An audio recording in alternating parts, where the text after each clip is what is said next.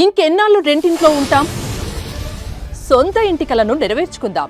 Suman TV biggest property expo October 18th, 19th HSCC Novotel Hyderabad. ఇప్పుడే free entry కోసం call చేయండి. మానవత్వానికే మాటలొస్తే ఈ వార్త వినగానే మొగబోయేదేమో. మానవత్వానికే మనసు అనేది ఉంటే ఈ ఘోరం చూడగానే ముక్కలయ్యేదేమో. కేవలం ఆస్తి కోసం చనిపోయిన తల్లి శవాన్ని 3 రోజులు ఇంటి ముందే ఉంచారు. తల్లి ఇక లేదు అని బాధపడాల్సినటువంటి కూతుళ్ళు ఆస్తి కోసం ఏడవటం తీవ్ర విస్మయానికి గురి చేసింది.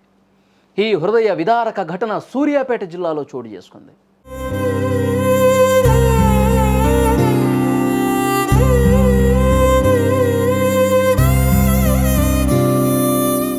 సూర్యాపేట జిల్లా ఆత్మకూరు ఎస్ మండల కేంద్రానికి చెందినటువంటి పొదిలి నరసమ్మ అనే వృద్ధురాలు 3 రోజుల క్రితం చనిపోయింది.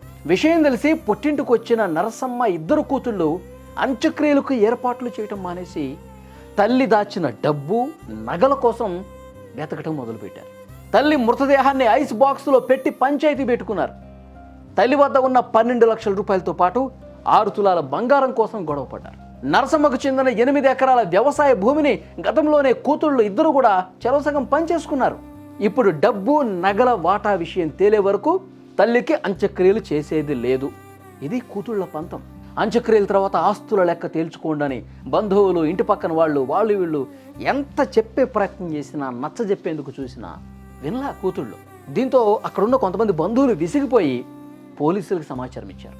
చివరికి పోలీసులు చెప్పినా వినకుండా తల్లి నగల కోసం కూతుళ్ళు ఈ విధంగా పట్టుబట్టడంపై స్థానికులు విస్మయం వ్యక్తం చేస్తున్నారు.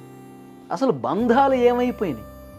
తల్లి చనిపోయి అక్కడ ఇంటి ముందు పడుంటే తల్లికి అంత్యక్రియలు చేసి తర్వాత మీ పంచాయతీలు ఏమైనా కానివ్వండి, వాటి కోసం తల్లి శవాన్ని ఇంటి ముందు పెట్టి 3 రోజులు, 1 కాదు 2 కాదు 3 రోజుల పాటు గొడవ పడ్డారంటే వీళ్ళు అసలు కూతుళ్ళేనా? నవమాసాలు మోసి కని పెంచి తల్లి పట్ల ప్రేమ బంధం ఇవి ఉండాలి. ఆమె చనిపోయినప్పుడు తల్లి చనిపోతే ఎంత బాధ, గుండెల్లో ఎంత దుఃఖం ఉంటుంది. అవన్నీ ఏం లేవు. సమాజం ఎటుపోతుంది? డబ్బు చుట్టూ తిరుగుతోంది అంతే. డబ్బుంటేనే మనుషుల పట్ల ప్రేమ, బంధాలు, ఆప్యాయతలు ఉంటాయా? నిజంగా ఈ కూతుళ్ళకి అక్కడ ఉన్నటువంటి ఆ కాలనీ వాసులే కాదు, బంధువులు దండం పెట్టేసి వెళ్ళిపోతున్నారండి.